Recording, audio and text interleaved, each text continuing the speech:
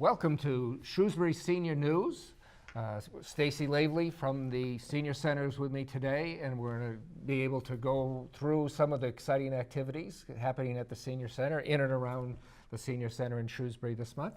One of the new items is the Memory Lane Cafe, which is starting on the second and fourth Fridays of every month. And just briefly, what is that? We're going to do a little bit more in-depth analysis about that a little later. But absolutely. It's going to be a tie-in to the Memory Cafe, which is at the Shrewsbury Public Library. And so what they're going to do, is we're going to have a lunch. They're going to have a craft segment. They're going to have an entertainment segment, and a few other things. So it's a very structured program. It's actually run throughout the country. And so I'll let them get into more of those details as it goes. So we'll be doing that, like you said, the second and fourth Friday of the month, and that's going to be the 12th and the 26th this month. So feel free to give the desk a call, and we can give you more details there. That's great. It sounds like a really interesting and needed program. You've got so many things going on at the Senior Center. We'll briefly touch about some of that. There was a couple of new programs, one that you had just mentioned to me before that you wanted to talk about. Let's make sure we... Yeah, we're doing a lot of volunteer recruiting right now. We're really looking for new programming at the Senior Center. We'd really like to bring in things like maybe guitar playing. We've had requests for drumming circles, just like different kind of workshops. Like people are interested in whether it's crafting, like scrapbooking, card stamping, card making, especially with the holidays coming along, maybe some fabric painting, sea glass. You know, we've had a lot of requests for a lot of different things, but just having a little trouble finding somebody. So if you're out there, you have talent, you don't have to be certified or anything like that, but we'd love for you to come in and maybe be able to help some of the seniors.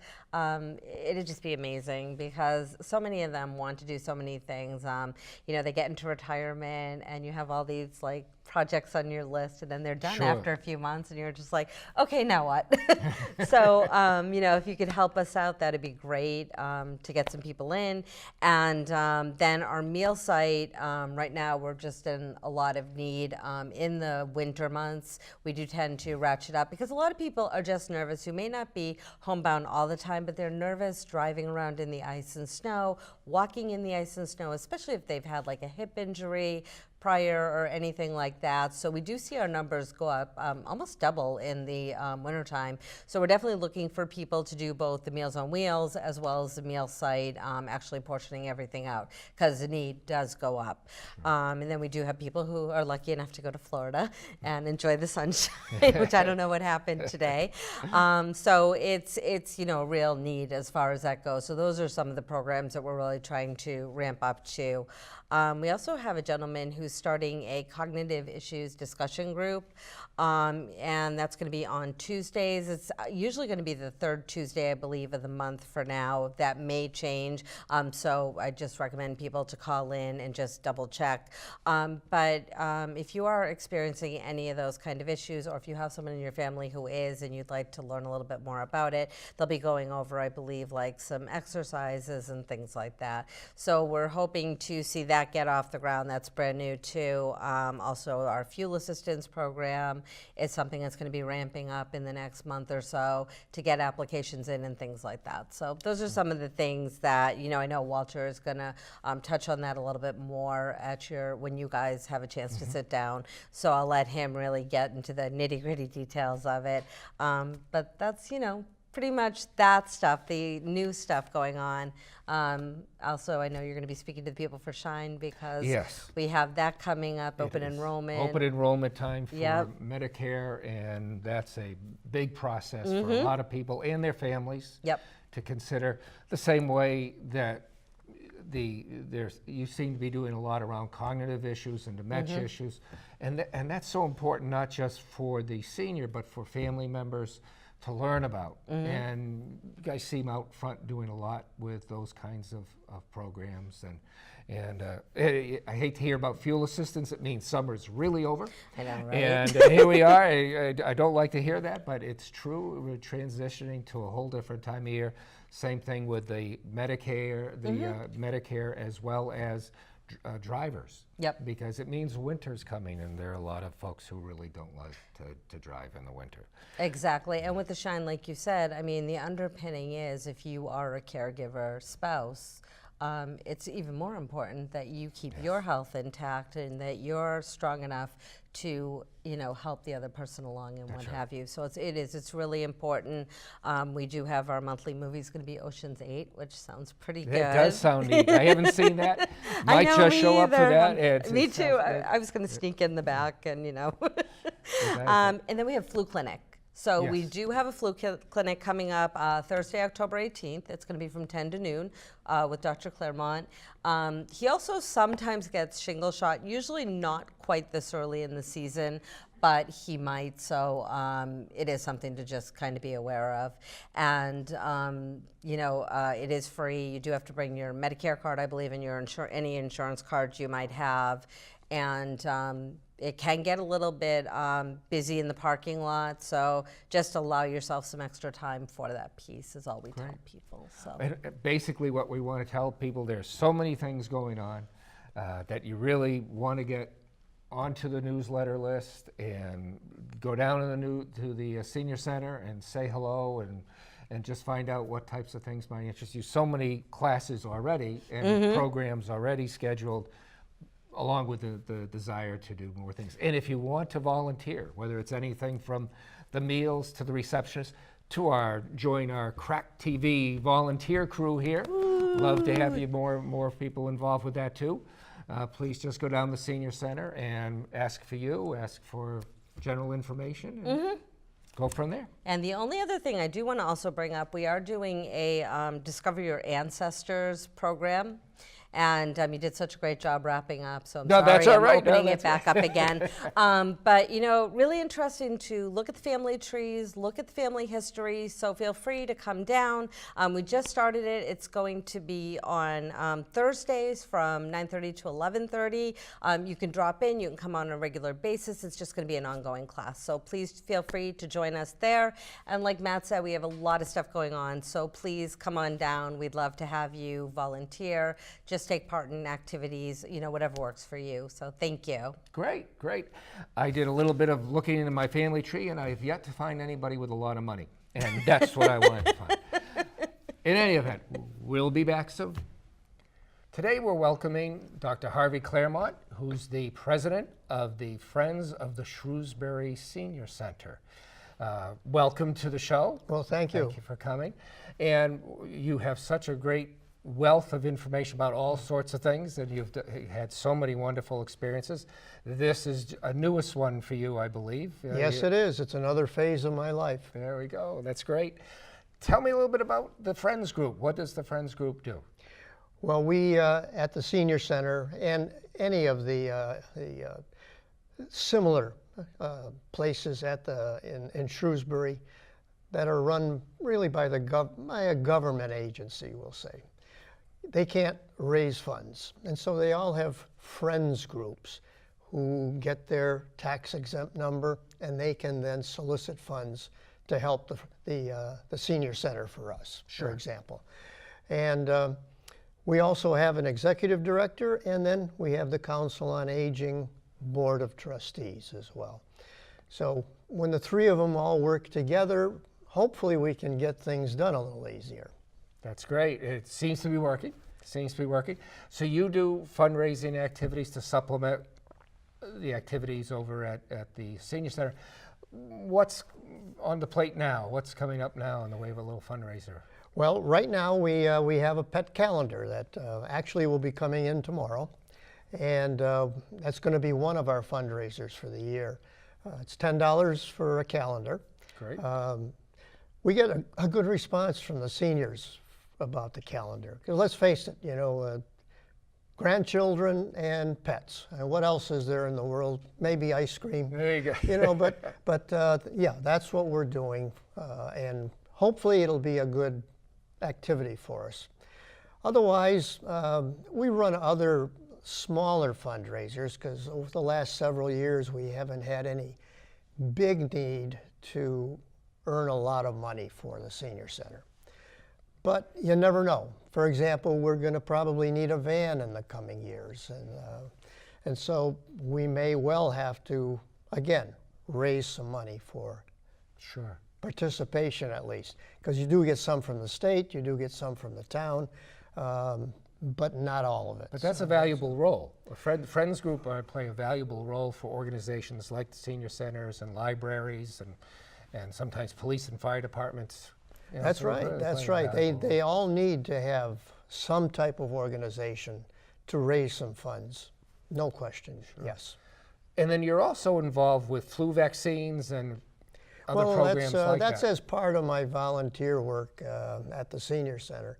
I started actually in June of 2000, and if you recall, the senior center presently opened in January, February of 2000. Okay.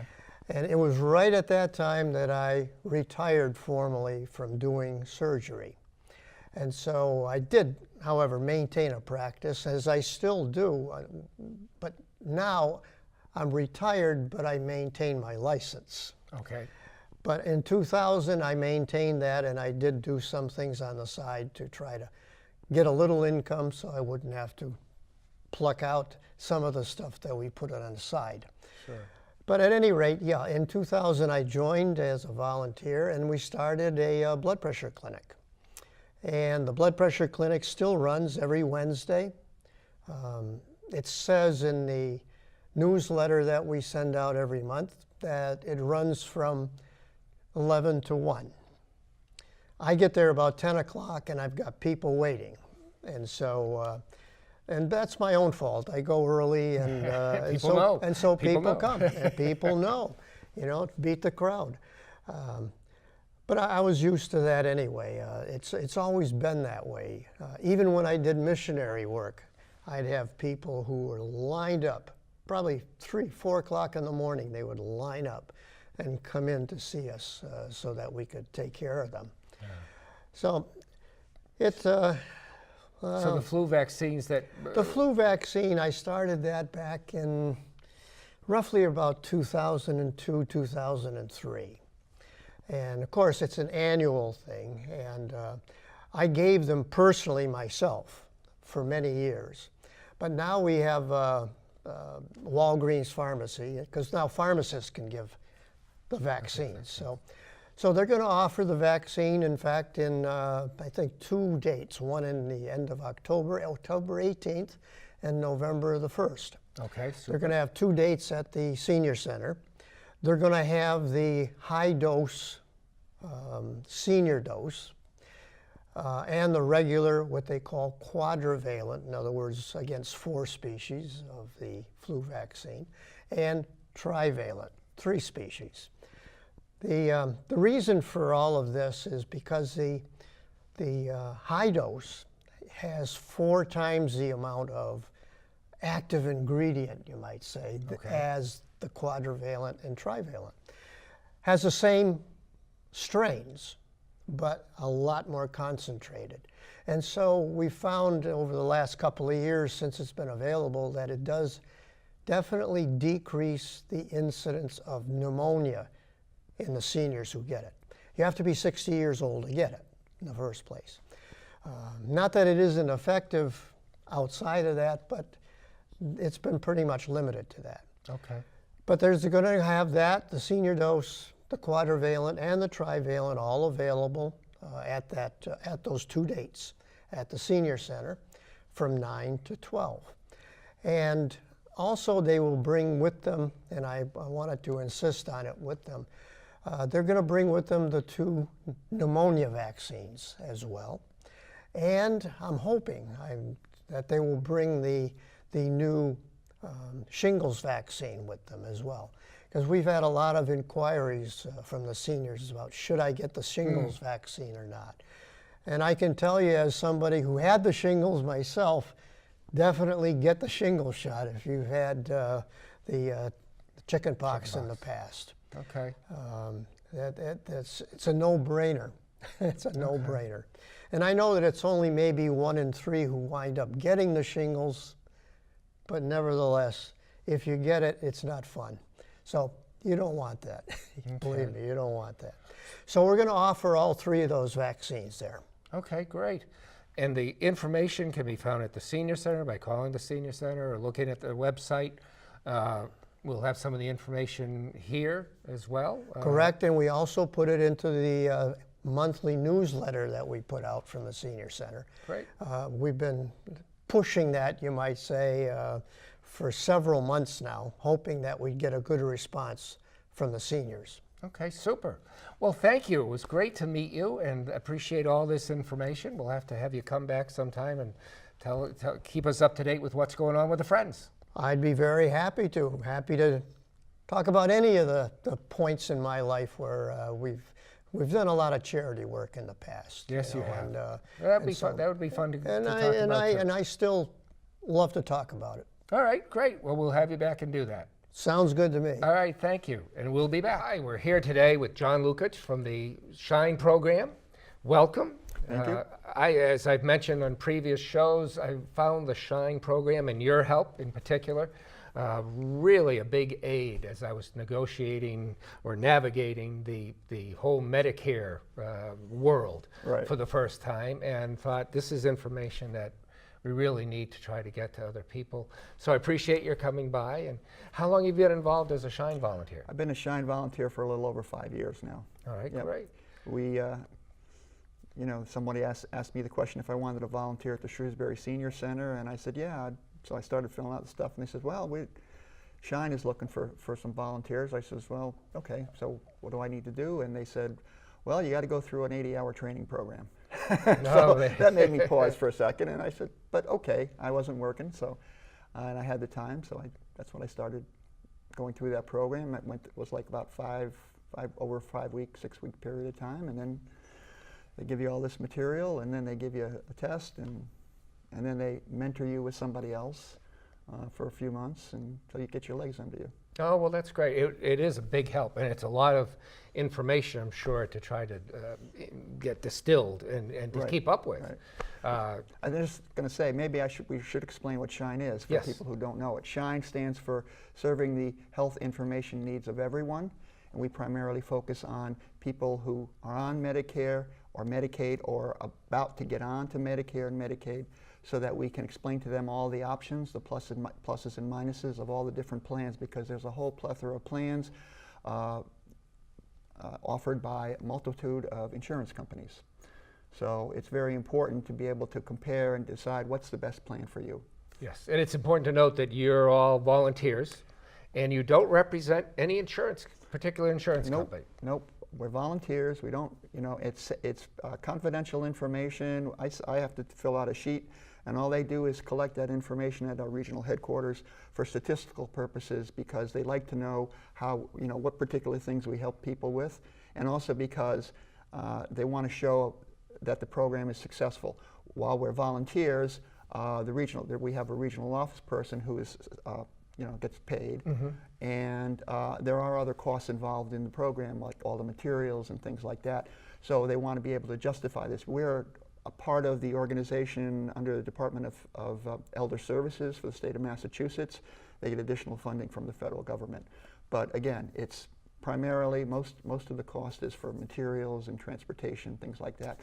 Only a few now, I think we only have, I believe, 2 people at the regional office that covers all of Worcester, well, more than Worcester County, and I guess the other areas of the state have a couple each, and then there's a headquarters in Boston. Okay. But so there's a relatively few number of people who are salaried. The rest of us are volunteers. No, it's a great program. For anybody who is approaching, as I was last year, that Medicare time frame and birthday, and for anybody who wants to sort of get re-educated about what changes have been made to Medicare or to insurance companies who offer supplemental insurance, and this is we're coming up on a re-enrollment. Right, time. right. Every year, October 15th through December 7th, people have the opportunity to change the Medicare plans that they're on. You can change however you want. I mean, you know, people will often talk to their neighbors and friends, and they'll tell them, oh, I got this great plan, you know, it pays 100% of my benefits. And they'll come in and say, well, gee, I want one of those. And I said, well, they told you about the benefits. Did they tell you how much the premiums are? Because they're much higher than the premiums you're currently paying, where you have to make co-payments. So first thing I try to do when I'm sitting down with somebody who's new to Medicare, or even people who haven't, you know, stayed up to date on what's going on, I try to lay out the basic groundwork for them, that everybody needs Part A and Part B. You need a drug plan. You can get either what they call a supplement plan called Medigap, which pays 100% of your co-payments, but you have a much higher premium. Or you can sign up for a Medicare Advantage plan, which has much lower premiums, in some cases 0 premium. However, one drawback to that is that you have to make sure that your doctor is going to accept that particular Medicare Advantage plan.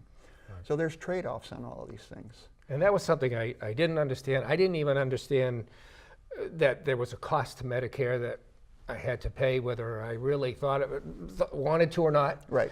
And that was set for me, and then I had to get, if I chose to, some sort of supplemental, which made sense for me too. But as you said, at what cost, what kind of needs do you have, whether you want doctors within a certain network or greater availability of doctor choice. Whether you want that much flexibility and that type of thing, yeah. And the other thing is that right now, I believe they're probably already available, although we don't get the finalized information for our purposes, for our counseling purposes.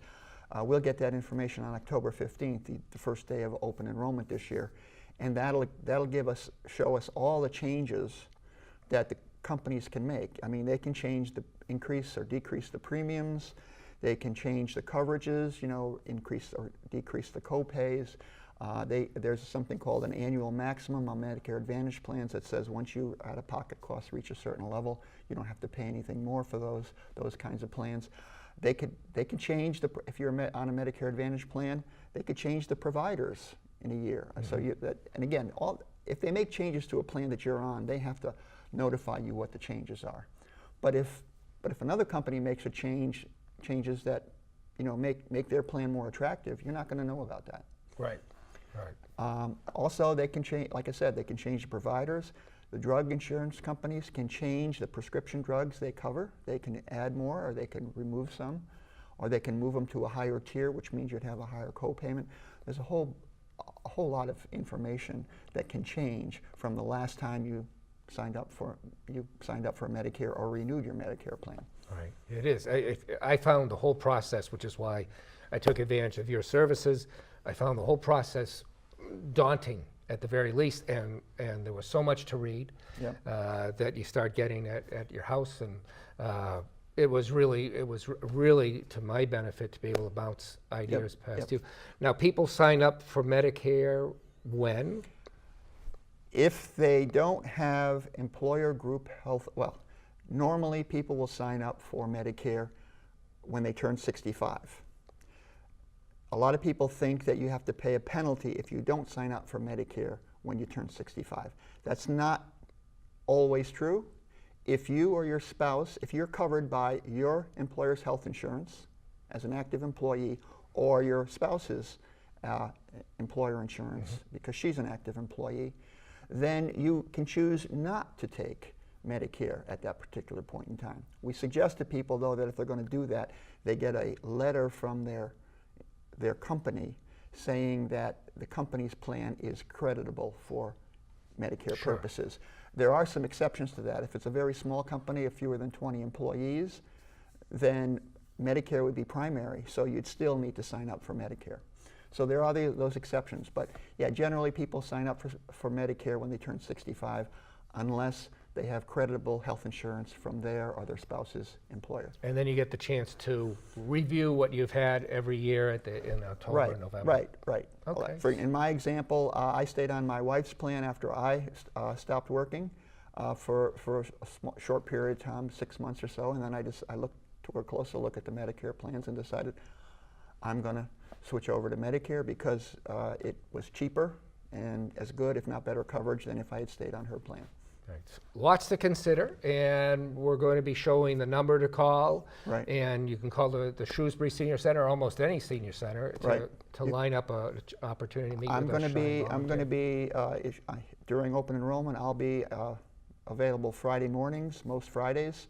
So you can call the Shrewsbury Senior Center and you can take an available slot on that. Right. And any senior center Sure. in Massachusetts, you call the senior Call center. the senior center, exactly. And also we have the regional office. There's a line you can call there if you have just a quick question about a particular issue, or you could actually ask them to get back to you, and they might send you something so that they provide you with more information. Great. And then we have a website that basically outlines what we do generally. Great. Well, thank you very much. It was a huge help. It's a daunting process for many of us, but your help was instrumental, and appreciate you coming by today. Okay, well, thanks. We'll be back soon.